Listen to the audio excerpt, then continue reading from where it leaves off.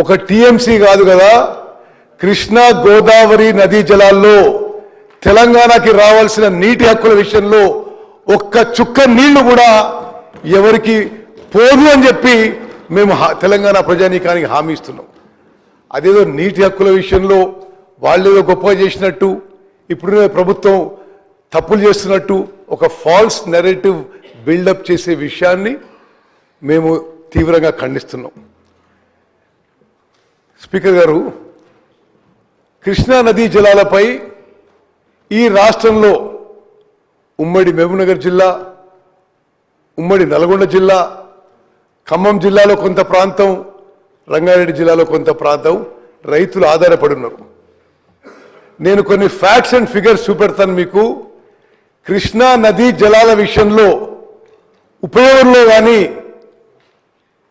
కృష్ణా జలాల్లో నీటి కేటాయింపుల విషయంలో కానీ మా ప్రభుత్వం వచ్చిన తర్వాత గత ప్రభుత్వాలు 10 ఏళ్ల పాటు మరి ప్రభుత్వం ఉన్న వాళ్ళకంటే చాలా సమర్థవంతంగా మా నీటి హక్కులు కాపాడిన విషయం కూడా నేను మనవి చేస్తున్నాను.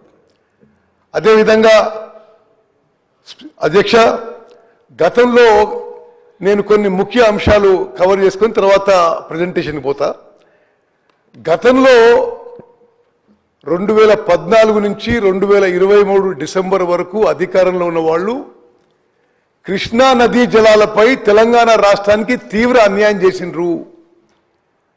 ప్రతి ఏటా కేంద్ర ప్రభుత్వం కానీ కేఆర్ఎంబి కానీ పిలిచిన మీటింగ్స్లో తెలంగాణకి 299 టీఎంసీలు సరిపోతాయి, ఆంధ్రప్రదేశ్కి 512 టీఎంసీలు ఇవ్వండి అని లిఖితపూర్వకంగా ఇచ్చిన మరి ఘనత వారికే దక్కిందని చెప్పి మనం చేస్తున్నాను.